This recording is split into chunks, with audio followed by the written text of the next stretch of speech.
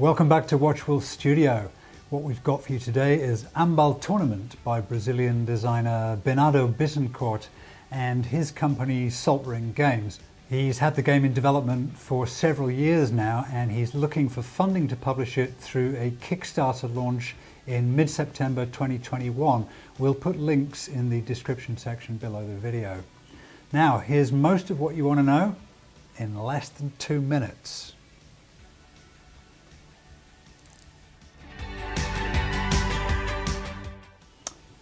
It's a strategy card game in which players each have health and energy. And they have a unique deck of 25 cards each that all have various effects. And you're going to try and use the cards to reduce your opponent's energy to 0, whilst preserving your own, of course. The game consists of several rounds and several turns in each round. The turns are simultaneous, so you can each choose skill cards from your hands, and then you're going to play them simultaneously. You pay energy to play the card, example. And when you've both depleted your energy by playing multiple cards, the round will end. Then you're going to resolve the damage effects, draw new cards, refresh your energy, and start a new round.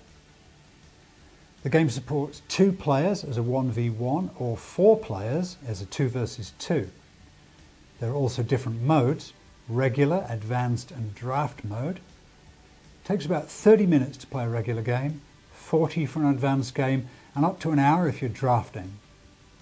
The rules are very good. They're robust and refined. Everything works. There are no niggles. The card skills are nicely balanced together. And overall, the games are interesting and engaging from start to finish. There aren't any dead spots. The game really heats up as health gets low. It's highly interactive. There's a lot of metagame, both in deck building and in the game itself. And there's a great deal of replayability. The artwork is excellent, as you'll see in the video.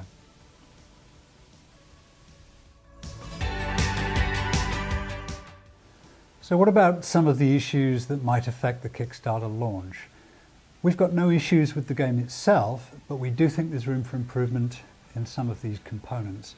We'll come to all that later, but they're quite minor changes, and we hope that when the project gets funded, Salt Ring Games will get these fixed before fulfillment. On the whole, the funds that they're looking for to publish are pretty modest, so we'd expect them to get this back through Kickstarter no problem. My personal opinion is that if you like strategy card games, you won't be disappointed with a set of Ambal Tournament. Right, let's take a quick look at some of the components. We've got 100 unique cards, and that's enough for 4 battle decks with some cards left over. You have 4 of these player boards and counters to mark health, energy, and maximum energy. Then we've got sets of condition tokens at poison, bleeding and burning, and dice to show the duration of damage effects, which might be cards as well as these conditions.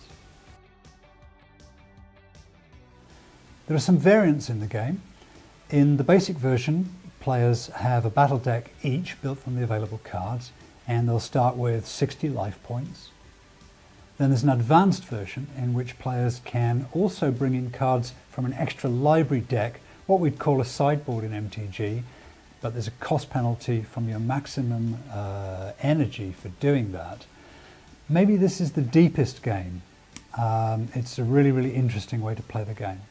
And finally, there's a draft version where players build the decks at the start of the game by drafting the cards for themselves, but there are some really good rules for this, and you can also remove cards from your opponent's deck. This is probably the richest experience of the game and the one that we've played the most and enjoyed the most. All of those variants can be played as 2-player, 1v1 or 4-player 2v2 games. What about differences with other games? Well, the first big difference is that the turns aren't alternate, they're simultaneous. Players select their cards together, separately of course, and then they reveal the cards together, pay the costs here on energy, and then resolve the effects. Secondly, there's no ramp. There's no build-up of resources as in games like Magic the Gathering or in Hearthstone. We start with 8 mana, and that's what we'll get each turn. You can add a residue, so if you've got 1 mana left over at the end of the round, you get an extra 8, so 9. And finally, brace yourself, Timmy. There are no monsters. Now really, I admit I was a trifle disappointed to learn this. What we do have, however, is all kinds of different skills. They're all nicely themed into 2 schools of magic, fire and water, and 2 martial paths, assassination and the path of the sword. Let's talk a little bit about metagame. It's a much abused word in card games and tabletop games, and partly because a lot of the metagame is actually going on in the deck or the army list building. Ambal, by contrast, is highly interactive throughout, and there's a lot of metagame in deck building and in much of the drafting if you're playing that version. So some more detail on how the game works. You only have a limited amount of energy in each round, and each skill has a cost according to its effect. 3 here, look, 2 here, 3 here again. Skills have different categorizations. This is fire magic and water magic. This is a sword path, and if I can find a suitable card, here is a 2-cost card from the assassination path. They're going to do direct damage or heal, or they might do damage over time in the form of conditions. We have 3 conditions: poison, bleeding and burning. You can curse your opponent. Let's see if I can find a curse here. You can block your opponent's attacks. And you can set up combos as well. When both players' energy is exhausted, the round ends and the cards are cleared up. Most will be put into the discard pile, and curses and boons will be moved to the players that they've been affected on accordingly. Damage from the conditions is taken and the durations are adjusted. So at the end of the round, if I had let's put it like this: 1 point of damage from the poison, and then the counter goes away.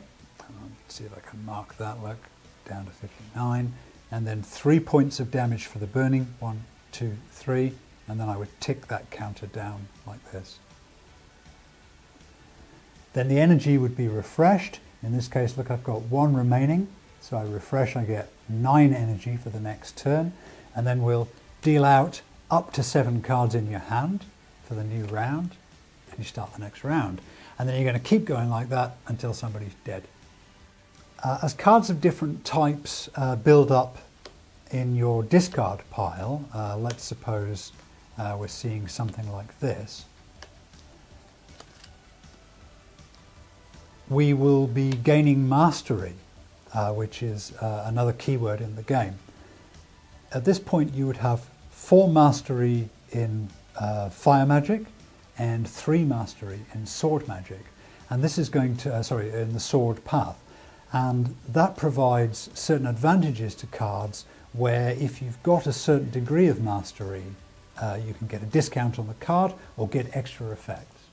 But when all your skill deck's been used up, you have to pay maximum energy to shuffle these cards back into your deck. And doing so means that the discard piles are emptied and you've lost all your mastery bonuses.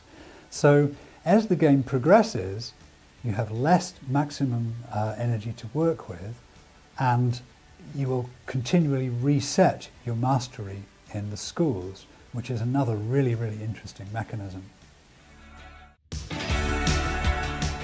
Okay, there are 2 things we don't really like, and there are 2 things we do really like. We don't like the player boards and some of these components with the dice and counters, and we don't like the card graphics. We really like the illustrations and we really like the gameplay. The simultaneous play makes for really deep play, and the shifting board states is really entertaining. The cards are balanced, and every school has some bomb cards and some big combos. But the other decks also have ways of mitigating them. The artwork is excellent and I'm using it as wallpaper on all my computers.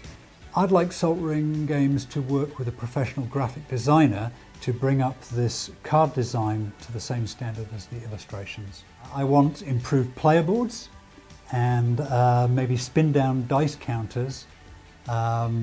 If they do go with counters, perhaps some sort of inset boards here so the score tracks are clear and they're easy to use. Speaking personally, I really like this game. So good luck to Bernardo and the artists at Salt Ring Games with his Kickstarter launch in mid-September. And until next time, remember, the best players are the ones having most fun together. See you again.